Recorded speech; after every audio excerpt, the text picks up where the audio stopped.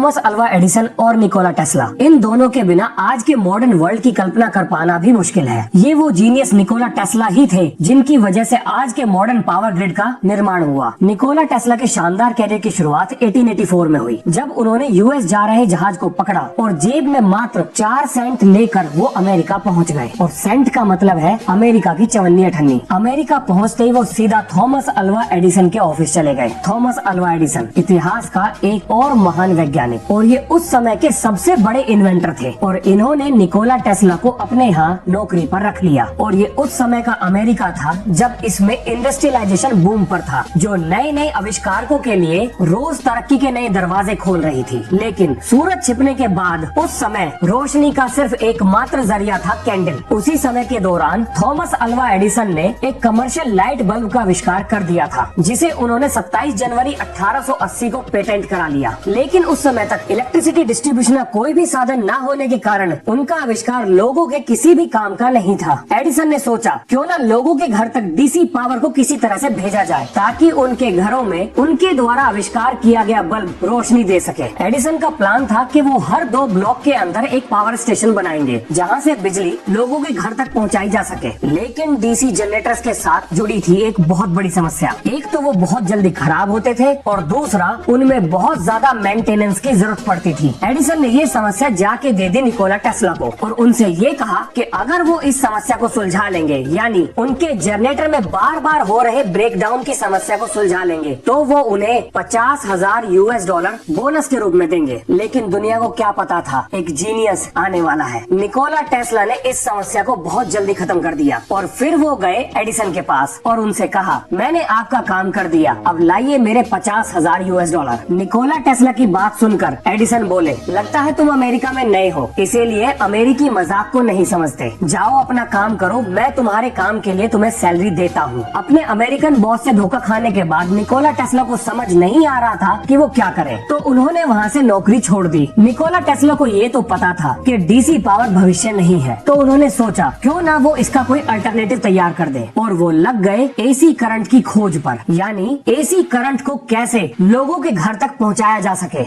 Edison का DC current एक single direction में कांस्टेंट वोल्टेज पे चलता था और वहीं पे टेस्ला के द्वारा प्रपोज किया गया एसी करंट अपने डायरेक्शन को बदलते हुए वेरिएबल वोल्टेज पे ट्रेवल करता था। एडिसन के डीसी करंट की सबसे बड़ी डिसएडवांटेज ये थी कि वो हर 6 से 7 किलोमीटर बाद फेड आउट हो जाता था, यानी अपनी पावर लूज कर देता था। लेकिन एसी करंट के साथ ये समस्या नहीं थी। लेकिन टेस्ला के इस यकीन को उस समय के साइंटिस्ट मानने को तैयार नहीं थे। सबको लगता था कि ये प्रैक्टिकली पॉसिबल है ही नहीं। टेस्ला ने किसी की नहीं सुनी और अपनी मेहनत के दम पर एसी करंट को ट्रांसमिट करने का रास्ता निकाल ही लिया। और निकोला टेस्ला की इस खोज पर नजर पड़ी जॉर्ज वेस्टिंगहाउस की। और जॉर्ज वेस्टिंगहाउस के बारे में भी थोड़ा सा जान लो। इस आदमी के पास बेशुमार पैसा था क्योंकि रेलगाड़ियों को एयर ब्रेक्स इन्होंने ही दिए थे और यहाँ से कमाया था इन्होंने बहुत सारा पैसा। ये निकोला टेस्ला के पास गए और इन्होंने कहा, मैं आपके इस प्रोजेक्ट में पैसा लगाऊंगा। और यहाँ से शुरू हुई वॉर ऑफ करंट्स, टेस्ला के एसी और एडिसन के डीसी करंट्स के बीच। और इस जंग का नतीजा ही डिसाइड करेगा कि दुनिया को रोशनी कौन देगा और बरसेगा बहुत सारा पैसा। और 1893 में टेस्ला ने दिया एक नॉकआउट पंच जब उनके एसी पावर सिस्टम ने इंटरनेशनल डेब्यू किया। और ये था थॉमस अल्वा एडिसन के सबसे भयानक सपने का सच होना। पूरी दुनिया को ये उम्मीद थी कि एडिसन को अमेरिका में पावर डिस्ट्रीब्यूशन कॉन्ट्रैक्ट मिल जाएगा, लेकिन इस कॉन्ट्रैक्ट को ले उड़े टेस्ला और वेस्टिंगहाउस। और अब उतर चुके थे एडिसन मैदान में, वो भी गलत इरादों के साथ। उन्होंने टेस्ला को बदनाम करने के लिए, यानी टेस्ला के द्वारा बनाए जा रहे एसी करंट को बदनाम करने के लिए एक कैंपेन छेड़ दी। पूरी दुनिया जानती थी कि एडिसन करंट की जंग हार चुके हैं, लेकिन वो इस हार को स्वीकार करने के लिए तैयार नहीं थे। उन्होंने जगह जगह पैम्पलेट्स बांटने शुरू कर दिए जिसमें वो अल्टरनेटिंग करंट को बुरा दिखाने की कोशिश कर रहे थे। उन्होंने पब्लिकली एसी करंट से जानवरों को इलेक्ट्रीट्यूड किया जिससे उनकी मौत हो गई, ताकि इसको देखकर लोग डर जाएं। यहाँ तक कि न्यूयॉर्क की सड़क पे उन्होंने एक हाथी को भी लोगों के बीच में मार दिया बिजली के झटके दे देकर। उन्होंने एक इलेक्ट्रिक चेयर का भी निर्माण किया जिससे वो लोगों के दिल में ये डर बैठा सके कि एसी करंट से कितनी दर्दनाक और भयानक मौतें हो सकती हैं। पर इन सब चीजों के बावजूद भी वो टेस्ला का कुछ नहीं बिगाड़ पाए, क्योंकि ये टेक्नोलॉजी थी ही इतनी कमाल की। सोना कीचड़ में ही क्यों ना पड़ा हो, लेकिन चमकेगा जरूर। अब क्योंकि अमेरिका में एसी करंट को अप्रूव कर लिया गया था, तो उन्हें चाहिए था ज्यादा से ज्यादा ज्यादा एसी करंट बनाने का जुगाड़। टेस्ला सोच रहे थे कि किसी तरह से अगर वो नायग्रा फॉल की पावर को इस्तेमाल कर सके, और यहाँ से शुरुआत हुई हाइड्रो इलेक्ट्रिक पावर की। उन्होंने टरबाइन ब्लेड्स को घुमाकर जनरेटर की हेल्प से एसी करंट बना लिया, जिसकी शुरुआत 8 मिलियन वोल्ट से हुई थी, और ये उस समय बहुत बड़ी अचीवमेंट थी। एडिसन के साथ करंट की जंग और निकोला टेस्ला की licensing fees wasting house electric corporation को बैंकरप्सी कगार पे ले आई। उन्होंने ये बात टेस्ला से कही तो उस महान वैज्ञानिक ने उस कॉन्ट्रैक्ट को फाड़ दिया, और जो $1 मिलियन